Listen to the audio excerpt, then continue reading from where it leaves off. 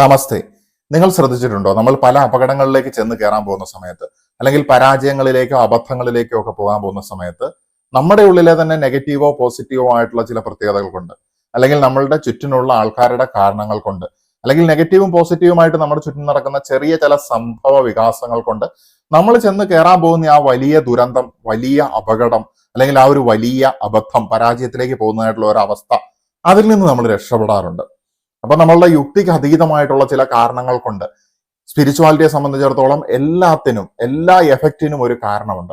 ആ ഒരു പെർസ്പെക്റ്റീവ് നോക്കുന്ന സമയത്ത് നമ്മുടെ യുക്തിക്ക് അതീതമായിട്ടുള്ള ചില കാരണങ്ങളാണ് നമ്മൾ ഇന്ന് നമ്മുടെ ചുറ്റിനും കാണുന്ന പല എഫക്റ്റുകളുടെയും പിന്നിൽ പ്രവർത്തിക്കുന്നത്.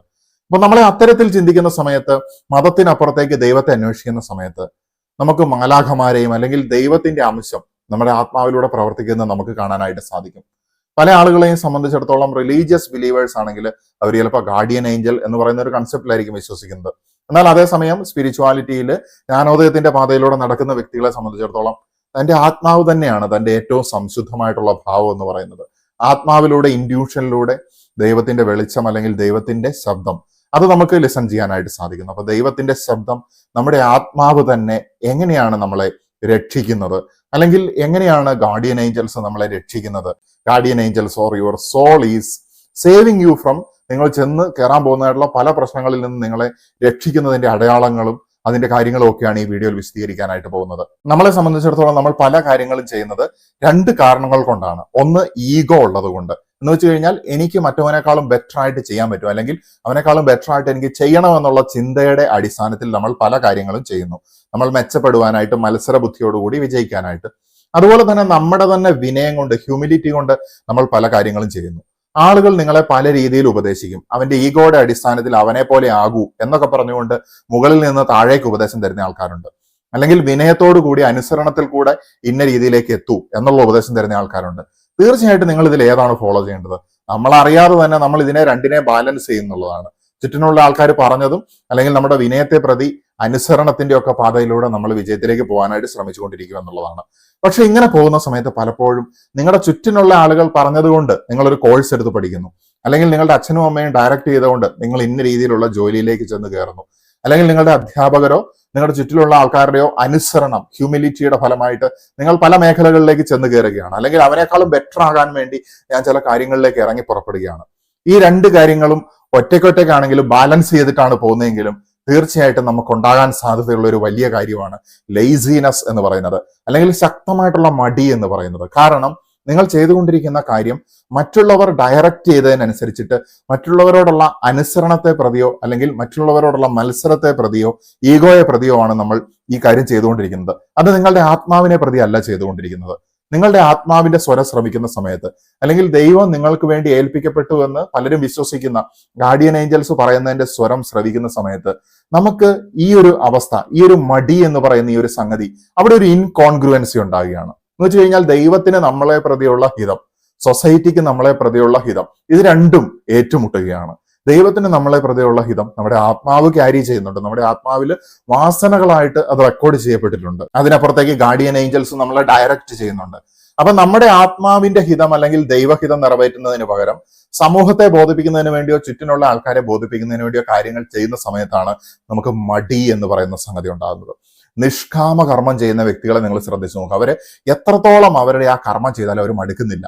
അവർ എൻജോയ് ചെയ്തുകൊണ്ടാണ് ചെയ്യുന്നത്. എന്തൊക്കെ കുറവുകൾ ഉണ്ടെങ്കിലും അവർ ഉന്നത വിജയത്തിലേക്ക് പോവുകയും, എന്തൊക്കെ പ്രതിബന്ധങ്ങളും അല്ലെങ്കിൽ കഷ്ടപ്പാടുകൾ ഉണ്ടെങ്കിലും അവർ അതിനെയൊക്കെ തരണം ചെയ്തുകൊണ്ട് ആ വർക്കിലേക്ക് അവരെ അർപ്പിച്ചുകൊണ്ട്, ഡിവോട്ട് ചെയ്തുകൊണ്ട് അവര് കൺസിസ്റ്റന്റ് ആയിട്ട്, അതായത് സ്ഥിരതയോടുകൂടി മുന്നേറി പോകുന്നത് കാണാനായിട്ട് സാധിക്കും. കാരണം എന്താണ്? അവര് ആത്മാവിന്റെ സ്വരം ശ്രവിച്ചു എന്നുള്ളതാണ്, അല്ലെങ്കിൽ ആ സ്വരം ശ്രവിക്കാനുള്ള ഗൈഡൻസ് അവർക്ക് കിട്ടി എന്നുള്ളതാണ്. അല്ലെങ്കിൽ അവരുടെ ചുറ്റിനുമുള്ള സ്പിരിച്വൽ എനർജീസ്, അതായത് ഞാൻ ആദ്യം പറഞ്ഞതുപോലെ നമ്മുടെ ചുറ്റും നടക്കുന്ന എല്ലാ കാര്യങ്ങളുടെയും കാരണങ്ങൾ നമുക്കറിയില്ല. അപ്പൊ അത്തരത്തിൽ അജ്ഞാതമായിട്ടുള്ള ആ കാരണങ്ങളെ കണ്ടെത്താനായിട്ട് നമ്മുടെ ലോജിക്കൽ ബ്രെയിനിന് സാധിക്കില്ല. അപ്പൊ നമ്മുടെ ആത്മാവിലേക്ക് നമ്മൾ തിരിഞ്ഞു നോക്കേണ്ടിയിരിക്കുന്നു. ധ്യാനാത്മകമായിട്ട് ഇൻട്രോസ്പെക്ട് ചെയ്തുകൊണ്ട്, അല്ലെങ്കിൽ സെൽഫ് റിഫ്ലക്ഷൻ നടത്തിക്കൊണ്ടാണ് നമുക്ക് നമ്മുടെ താല്പര്യപ്പെട്ട മേഖല കണ്ടെത്താനായിട്ട് സാധിക്കുന്നത്. അത്തരത്തിൽ കണ്ടെത്താൻ പറ്റാതെ വരുന്ന സമയത്താണ് അതിശക്തമായിട്ടുള്ള മടി ഉണ്ടാകുന്നത്. മറ്റുള്ളവരുടെ ഡയറക്ഷൻസിനെ പ്രതി സമൂഹത്തിനെ അല്ലെങ്കിൽ സൊസൈറ്റിയെ ബോധിപ്പിക്കാൻ വേണ്ടി, ദൈവത്തെ ബോധിപ്പിക്കുന്നതിന് പകരം അല്ലെങ്കിൽ ക്രിയേറ്ററിനെ ബോധിപ്പിക്കുന്നതിന് വരെ സൊസൈറ്റിയെ ബോധിപ്പിക്കാൻ വേണ്ടി പണിയെടുക്കുന്ന സമയത്ത് ശക്തമായിട്ടുള്ള മടി നമുക്കുണ്ടാകുന്നതിന്റെ ലക്ഷണം എന്ന് പറയുന്നത് നിങ്ങൾ നിങ്ങളുടെ ആത്മാവിന്റെ സ്വരത്തെ ശ്രദ്ധിക്കൂ എന്നുള്ളത്. നിങ്ങളുടെ ഗാർഡിയൻ ഏഞ്ചൽസ് അല്ലെങ്കിൽ നിങ്ങളുടെ ആത്മാവ് തന്നെ നിങ്ങളെ അറിയിക്കുകയാണ്. നിങ്ങളുടെ ലോജിക്കൽ ബ്രെയിനിലേക്ക്, ഈ ഫിസിക്കൽ ആയിട്ടുള്ള ലെവലിലേക്ക് ഈ കാര്യങ്ങളെ ഒരു സ്പിരിച്വൽ വേൾഡിൽ നിന്ന് നിങ്ങൾക്ക് കിട്ടുന്നതായിട്ടുള്ള അവയർനെസ് അല്ലെങ്കിൽ മെസ്സേജസിന്റെ ഒരു എഫക്റ്റ് ആണ്.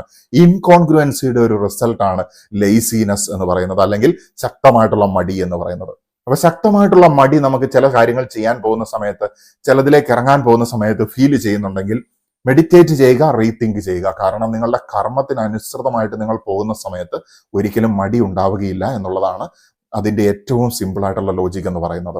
മടി എന്ന് പറയുന്നത് ആത്മാവിന്റെ നിലവിളിയാണ്. അപ്പൊ ആത്മാവിന്റെ നിലവിളി കേൾക്കുന്ന സമയത്ത് എന്റെ ട്രൂ പാത്ത്, എന്റെ ട്രൂ കർമ്മ ഏതാണെന്നുള്ളത് ചിന്തിക്കുക. ആ സമയത്ത് നമുക്ക് ഈ മടി ഫീൽ ചെയ്യുകയില്ല.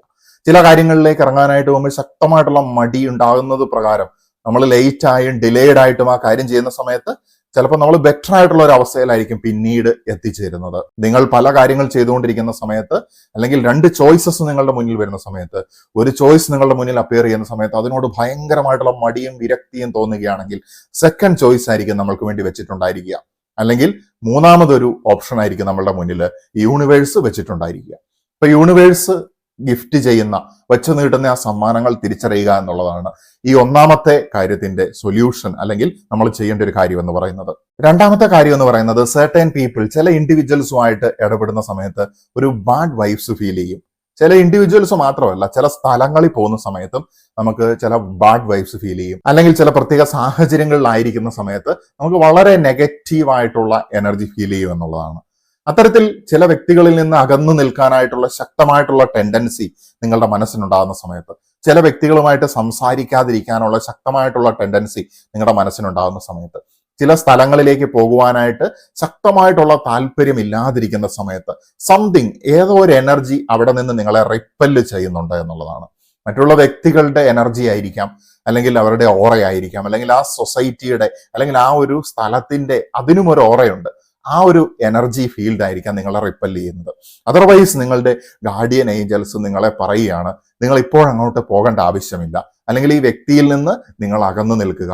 Or your soul itself, നിങ്ങളുടെ ആത്മാവിന് തന്നെ തിരിച്ചറിയാൻ സാധിക്കുകയാണ്, അല്ലെങ്കിൽ ആ ആത്മാവ് നിങ്ങളുടെ ബ്രെയിനിലേക്ക്, നിങ്ങളുടെ ലോജിക്കിലേക്ക് മെസ്സേജ് തരികയാണ്, ഈ സാഹചര്യത്തിന് ഒഴിവാക്കുക, അവിടേക്ക് പോകേണ്ടതില്ല എന്നുള്ളത്. അപ്പൊ ആ സമയത്തും റീതിങ്ക് ചെയ്യുക എന്നുള്ളതാണ്. നമ്മുടെ ആത്മാവിന്റെ ഹിതം ശ്രവിക്കുക. നമ്മുടെ മുന്നിൽ നമ്മുടെ ഹാർട്ട്, അല്ലെങ്കിൽ നമ്മുടെ ആത്മാവെന്നാണ് ഞാനതിനെ പറയാൻ ആഗ്രഹിക്കുന്നത്, നമ്മുടെ ഹാർട്ടും ബ്രെയിനും തമ്മിൽ കോൺഫ്ലിക്റ്റ് ഉണ്ടാകുന്ന സമയത്ത് എപ്പോഴും ഹാർട്ടിനെ ഫോളോ ചെയ്യുന്നതാണ് വിജയകരമായിട്ടുള്ള കാര്യം. എന്ന് കരുതി ചിന്തിക്കാതെ എടുത്തു ചാടുക എന്നുള്ളതല്ല പറയുന്നത്. ലോജിക്കലി രണ്ടും ഒരേപോലെ അതിന്റെ പ്രോസ് ആൻഡ് കോൺസ് ഇവാലുവേറ്റ് ചെയ്യേണ്ടതും അത്യന്താപേക്ഷിതമാണ്. പക്ഷേ നിങ്ങളുടെ ആത്മാവിന്റെ ഹിതമാണ് നിങ്ങളെ വലിയവനാക്കുന്നത്. അതിനനുസരിച്ച് സഞ്ചരിക്കുന്ന സമയത്താണ് നിങ്ങൾക്ക് സാധാരണ മനുഷ്യത്വത്തിൽ നിന്ന് ഉയർന്ന് അമാനുഷികതയുടെ അംശങ്ങളെ കരസ്ഥമാക്കാനായിട്ട് സാധിക്കുന്നത്. അടുത്തതായിട്ടുള്ള നമ്മുടെ സോള് നമ്മളെ ഡയറക്റ്റ് ചെയ്യുന്നതായിട്ടുള്ള, അല്ലെങ്കിൽ ഗാർഡിയൻ ഏഞ്ചൽസിന്റെ പ്രൊട്ടക്ഷന്റെ ഒരു സൈൻ എന്ന് പറയുന്നത് റിക്കറിംഗ് തോട്ട്സ് ആണ്. അതായത് റിപ്പീറ്റ് ആയിട്ട് വരുന്ന, പിന്നെയും ആവർത്തിച്ചു വരുന്ന ചില സംഭവങ്ങളെ കുറിച്ച്, അല്ലെങ്കിൽ ചില കാര്യങ്ങളിലേക്ക് ഇടങ്ങുന്നതിന് മുമ്പ് അതിനെക്കുറിച്ചിട്ട് ശക്തമായിട്ട് ഒരുപാട് ചിന്തകൾ വരിക. ചില വ്യക്തികളുമായിട്ട് ഇടപെടാൻ പോകുന്ന സമയത്ത്, അല്ലെങ്കിൽ ചില റിലേഷൻഷിപ്പുകളിലേക്ക് പോകുന്നതിന് സമയത്ത് ഒരുപാട് തവണ നിങ്ങൾ ഓട്ടോമാറ്റിക് ആയിട്ട് റിക്കറിംഗ് ആയിട്ട് ചിന്തിച്ചുകൊണ്ടിരിക്കുകയാണെങ്കിൽ അവിടെ ഒരു ആത്മാവും ബ്രെയിനും തമ്മിലുള്ള ഒരു കോൺഫ്ലിക്റ്റ് നടക്കുന്നുണ്ട്. അല്ലെങ്കിൽ സൊസൈറ്റിയെ ബോധിപ്പിക്കാൻ വേണ്ടിയുള്ള അവസ്ഥയും ദൈവഹിതത്തിനെ സ്വീകരിക്കുക എന്നുള്ള അവസ്ഥയും തമ്മിൽ ഒരു കോൺഫ്ലിക്റ്റ് നടക്കുന്നുണ്ട്. അപ്പൊ ഇങ്ങനെ റിപ്പീറ്റ് ആയിട്ട് ചിന്തകൾ വരുന്ന സമയത്ത് മനസ്സിലാക്കേണ്ട കാര്യം എന്ന് പറയുന്നത്, നിങ്ങൾ ചെയ്യാൻ പോകുന്ന ചെറിയൊരു കാര്യമായിരിക്കും, പക്ഷെ ചെറിയൊരു അരിമണി മതി, ഒരു ഗ്രെയിൻ ഒരു മല പോലെ വളരാനായിട്ടുള്ള അവസ്ഥ ഉണ്ടാകുമെന്നുള്ളതാണ്. ഒരു മണ്ടരികൾ ചേർന്ന് മലയുണ്ടാകുന്നു എന്ന് പറയുന്ന പോലെ ചെറിയൊരു കാര്യം മതി വലിയ കാര്യങ്ങൾ ഒരു ബട്ടർഫ്ലൈ എഫക്റ്റ് പോലെ മാറ്റി തീർക്കുവാനായിട്ട്. അപ്പൊ ആ ഒരു സമയത്ത് ഞാൻ ചെയ്യാൻ പോകുന്ന ചെറിയ കാര്യമാണെങ്കിലും വലിയ കാര്യമാണെങ്കിലും അതിനെക്കുറിച്ച് റീതിങ്ക് ചെയ്യേണ്ടിയിരിക്കുന്നു, മെഡിറ്റേറ്റ് ചെയ്യേണ്ടിയിരിക്കുന്നു. ഹാർട്ട് ബ്രെയിൻ കോൺഫ്ലിക്റ്റ്, അല്ലെങ്കിൽ എൻ്റെ ഹാർട്ടിന്റെ സോളിന്റെ ഹിതം എന്താണ്, ദൈവത്തിന്റെ ഹിതം ഇതിലെന്താണ് എന്നുള്ളത് ചിന്തിക്കുന്ന സമയത്ത് നമുക്ക് ഈ ഒരു അവസ്ഥയെ വിജയകരമായിട്ട് മറികടക്കാനായിട്ട് സാധിക്കും. അടുത്തതായിട്ടുള്ള കാര്യം എന്ന് പറയുന്നത് ഒരു സെൻസ് ഓഫ് എർജൻസി ഫീൽ ചെയ്യുകയാണ്. അതായത് ഒരു അത്യാവശ്യമായിട്ട് പെട്ടെന്ന് കാര്യങ്ങൾ ചെയ്യണമെന്നുള്ള ഒരു ധൃതി നിങ്ങൾക്ക് ഫീൽ ചെയ്യുകയാണ്. ഇപ്പോൾ അത് ചെയ്യണം, അത് ചെയ്തേ പറ്റൂ. നിങ്ങളുടെ ജീവിതത്തിൽ നിങ്ങളുടെ ബ്രെയിൻ ചിലപ്പോൾ പറയുന്നുണ്ടായിരിക്കും ഇത് വേണ്ട വേണ്ട, അല്ലെങ്കിൽ നിങ്ങളുടെ ലോജിക്ക്, നിങ്ങളുടെ മനസ്സെന്നാണ്, ഈ ബ്രെയിനേക്കാളും നല്ല വാക്ക് മനസ്സെന്ന് പറയുന്നതാണ്. നിങ്ങളുടെ മനസ്സ് നിങ്ങളോട് ഇങ്ങനെ കോൺഫ്ലിക്റ്റ് ചെയ്യുന്നുണ്ട്, ഇത് വേണ്ട ഇത് വേണ്ട ഇത് വേണ്ട. പക്ഷേ നിങ്ങൾക്ക് ആ ഒരു വസ്തു നിങ്ങളുടെ അടുത്തേക്ക് എത്തിക്കണം, അല്ലെങ്കിൽ വാങ്ങണം, അല്ലെങ്കിൽ ആ ഒരു കർമ്മം നിങ്ങൾക്ക് ചെയ്യണം, ആ ഒരു വ്യക്തിയുമായിട്ട് നിങ്ങൾക്ക് ഇന്ററാക്ട് ചെയ്യണം. ഇങ്ങനെയുള്ള സാഹചര്യങ്ങൾ വരുന്ന സമയത്ത് നിങ്ങൾ ഹാർട്ടിനെ ഫോളോ ചെയ്യുക, അല്ലെങ്കിൽ സോള് നമുക്ക് തരുന്ന ഒരു മെസ്സേജ് ആണ് ഇത്തരത്തിലുള്ള സെൻസ് ഓഫ് അർജൻസി എന്ന് പറയുന്നത്. കാരണം കർമ്മത്തിനെ കുറിച്ച്, കർമ്മവും നമ്മുടെ ആത്മാവുമാണ് ബന്ധപ്പെട്ട് കിടക്കുന്നത്. നമ്മുടെ ആത്മാവിനാണ് ഈ സ്പിരിച്വൽ വേൾഡിൽ നിന്ന്, അല്ലെങ്കിൽ ഒരു മനുഷ്യന്റെ സബ്റ്റിൽ ബോഡിയിൽ, അല്ലെങ്കിൽ അവന്റെ ഓറയിൽ, അല്ലെങ്കിൽ അവന്റെ കാരണ തലത്തില്, കാരണ ശരീരത്തില് എഴുതപ്പെട്ടിരിക്കുന്ന റെക്കോർഡ്സിനെ റീഡ് ചെയ്യാനും, അല്ലെങ്കിൽ അതിനനുസരിച്ചിട്ടാണ് ഈ സോൾ എന്ന് പറയുന്നത്. സോളിന്റെ പിന്നിലുള്ള ഒരു പ്രോഗ്രാമാണ് ഈ സോള് റണ്ണ് ചെയ്യുന്നത്. അപ്പൊ നമ്മുടെ മനസ്സാകുന്ന സോഫ്റ്റ്വെയറിനെ റണ്ണ് ചെയ്യിപ്പിക്കണമെങ്കിൽ ഈ സോളിന്റെ പ്രോഗ്രാം ആവശ്യമാണ്, അല്ലെങ്കിൽ ഈ സോൾ ഇറ്റ് സെൽഫ് ആണ് ഇതിന്റെ പിന്നിലെ എനർജി സോഴ്സ് എന്ന് പറയുന്നത്.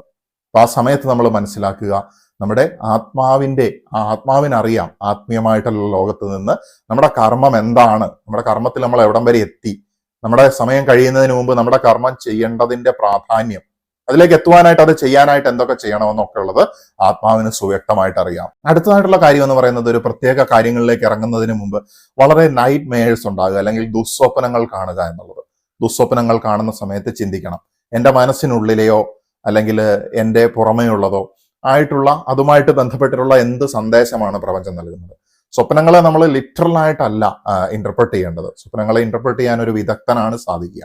അപ്പോൾ നിങ്ങൾക്ക് സ്വപ്നത്തിന്റെ ദർശനങ്ങൾ കിട്ടുന്നുണ്ടെങ്കിൽ അത് ഇന്റർപ്രറ്റ് ചെയ്യാനുള്ള ഏറ്റവും ബെസ്റ്റ് ആയിട്ടുള്ള വഴി എന്ന് പറയുന്നത് നിങ്ങൾ തന്നെയാണ്. ചില സമയങ്ങളിൽ നമ്മൾ കാണുന്ന സ്വപ്നങ്ങളെ നമുക്ക് യാതൊരു രീതിയിലും പിടികിട്ടുകയില്ല. എങ്ങനെ വ്യാഖ്യാനിക്കണം, എന്താണ് അതിന്റെ അർത്ഥം, നമ്മളെ തികച്ചും കൺഫ്യൂസ്ഡ് ആക്കി കളയും.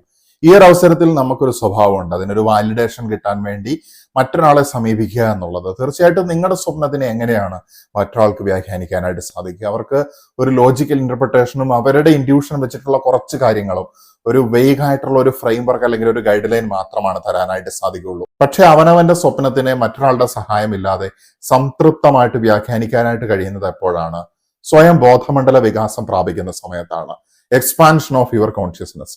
ബോധമണ്ഡലം, ബോധത്തിന് വികാസം പ്രാപിക്കുന്ന സമയത്ത് അബോധ തലങ്ങളിലേക്ക്, അല്ലെങ്കിൽ ആത്മാവിന്റെ സമീപത്തുള്ള തലങ്ങളിലേക്കോ ആത്മാവിലേക്കോ നമുക്ക് ആക്സസ് കിട്ടുകയാണ്. പൂർണ്ണമായിട്ടും നമുക്ക് ആത്മാവിലേക്ക് ആക്സസ് കിട്ടുന്ന സമയത്ത് നമ്മൾ ജ്ഞാനോദയത്തിന്റെ അരികിലേക്ക് എത്തിയെന്നും പറയുവാനായിട്ട് സാധിക്കും. ഇത്തരത്തിൽ സാറ്റിസ്ഫൈഡ് ആകുന്ന രീതിയിൽ സ്വപ്നത്തിനെ വ്യാഖ്യാനിക്കാനായിട്ട്, ഈ ബോധമണ്ഡല വികാസത്തിലേക്ക് എത്തിച്ചേരുന്നതിനായിട്ട് നമുക്ക് സെൽഫ് റിഫ്ലക്ഷൻ ആവശ്യമായിട്ടുണ്ടായിരിക്കും, നമ്മൾക്ക് മെഡിറ്റേഷൻ ആവശ്യമായിട്ടുണ്ടായിരിക്കും, നമ്മുടെ ഇൻറ്റ്യൂഷനെ നമ്മൾ ശ്രവിക്കേണ്ടതായിട്ടുണ്ടായിരിക്കും, പ്രകൃതിയുമായിട്ട് അടുക്കേണ്ടതായിട്ടുണ്ടായിരിക്കും, നമ്മുടെ ബോധത്തിനെ അതിന്റെ നല്ല രീതിയിൽ തന്നെ ഉപയോഗിക്കേണ്ടതായിട്ടും ഒക്കെ വരും. നമ്മളറിയാതെ നമ്മുടെ ബോധമണ്ഡലം വികസിക്കുന്നതിലേക്കും നമ്മൾ കാണുന്ന സ്വപ്നങ്ങൾ വ്യാഖ്യാനിക്കാനായിട്ട് നമ്മൾ നടത്തുന്ന ശ്രമങ്ങൾ നമ്മളെ എത്തിക്കുന്നു എന്നുള്ളതാണ്. നൈറ്റ് മേയേഴ്സിനെ പോലെ തന്നെ നമ്മളെ വളരെ ഡിസ്റ്റർബിംഗ് ആയിട്ടുള്ള ചില അടയാളങ്ങൾ, നമ്മളൊരു കാര്യത്തിലേക്ക് ഇറങ്ങുന്ന സമയത്ത് നമ്മൾ ബാഡാണ് എന്ന്, അല്ലെങ്കിൽ നമ്മൾ മോശമാണ് എന്നുള്ള രീതിയിൽ, അപശകുനമാണ് എന്നുള്ള രീതിയിൽ നമ്മൾ കരുതിയിരിക്കുന്ന, അല്ലെങ്കിൽ നമ്മൾ വിശ്വസിക്കുന്ന, നമുക്ക് അനുഭവമുള്ളതായിട്ടുള്ള ശകുനങ്ങൾ നമ്മുടെ മുന്നിൽ പ്രത്യക്ഷപ്പെടുക.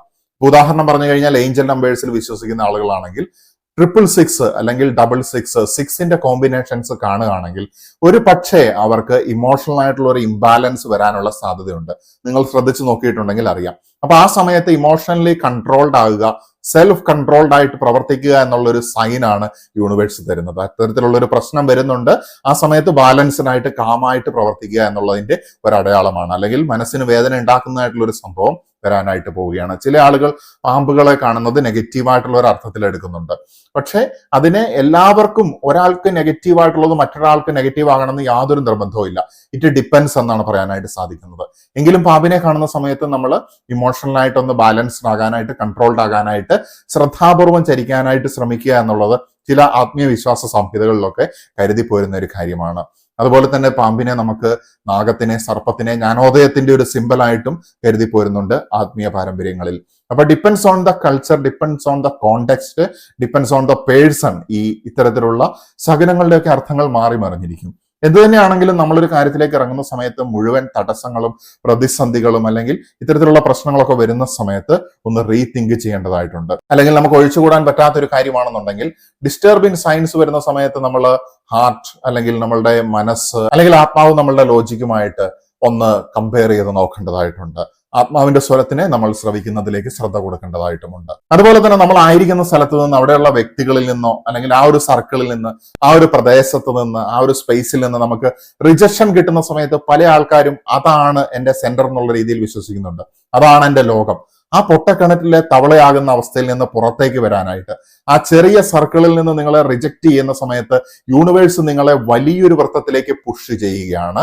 കൂടുതൽ ആളുകൾ നിങ്ങളുടെ കർമ്മത്തിന് വേണ്ടി അല്ലെങ്കിൽ നിങ്ങളുടെ കർമ്മം അടുത്ത ലെവലിലേക്ക് ഉയർത്തുന്നതിന് വേണ്ടി, ലെവലപ്പ് ചെയ്യുന്നതിന് വേണ്ടി കൂടുതൽ ആളുകൾ നിങ്ങൾക്ക് വേണ്ടി കാത്തിരിക്കുകയാണ് എന്നുള്ളതും ഇത്തരത്തിലുള്ള റിജക്ഷൻസ് കൊണ്ട് അർത്ഥമാക്കുന്നുണ്ട്. സോ ദുസ്വപ്നങ്ങളെയും അല്ലെങ്കിൽ നമ്മളെ അലോസരപ്പെടുത്തുന്നതായിട്ടുള്ള അടയാളങ്ങളെയും റിജക്ഷൻസിനെയും ഒന്നും നമ്മൾ ഭയക്കേണ്ട ആവശ്യമില്ല. നമ്മുടെ ഗാർഡിയൻ ഏഞ്ചൽസ് അല്ലെങ്കിൽ നമ്മുടെ സോൾ ഇറ്റ്സെൽഫ് അല്ലെങ്കിൽ പ്രപഞ്ചം നമുക്ക് തരുന്ന സന്ദേശങ്ങളാണ്. ദൈവത്തിന് നാശത്തിന്റെ പദ്ധതിയല്ല, ക്ഷേമത്തിന്റെ പദ്ധതിയാണുള്ളത്. നമ്മുടെ ആത്മാവിനെ അല്ലെങ്കിൽ നമ്മളെ തന്നെ പാഠങ്ങൾ പഠിപ്പിച്ചുകൊണ്ട്, ഓരോ കാര്യങ്ങളിലെ ലേണിങ്സ് ഉൾക്കൊണ്ടുകൊണ്ട്, അല്ലെങ്കിൽ ആ ലേണിങ്സ് ഉണ്ടാകുന്നത് വരെ നമുക്ക് പ്രശ്നങ്ങൾ ഉണ്ടായിക്കൊണ്ടിരിക്കും. പിന്നീട് നമ്മൾ മനസ്സിലാക്കും ഈ പ്രശ്നങ്ങളൊന്നും പ്രശ്നങ്ങളല്ല.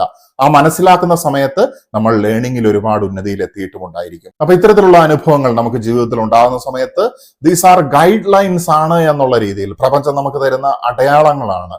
ജീവിതത്തിന്റെ ഉന്നതമായിട്ടുള്ള, ശ്രേഷ്ഠമായിട്ടുള്ള വിജയത്തിന്റെ പദ്ധതിയിലേക്കും സെൽഫ് ആക്ച്വലൈസേഷനിലേക്കും അതുവഴി ജ്ഞാനോദയത്തിലേക്കും എത്തുവാൻ വേണ്ടിയിട്ടുള്ള ഗൈഡ് ലൈൻസ് ആണ്, ചൂണ്ടുപലകകളാണ് എന്നുള്ളത് മനസ്സിലാക്കിക്കൊണ്ട് നമുക്ക് സ്വയം പ്രകാശിച്ചുകൊണ്ട് മറ്റുള്ളവരിലേക്ക് പ്രകാശം കൊടുത്തുകൊണ്ട് ജ്ഞാനോദയത്തിലേക്ക് പോകാനായിട്ട് സാധിക്കട്ടെ എന്ന് ആശംസിച്ചുകൊണ്ട് നിർത്തുകയാണ്. നമസ്തേ.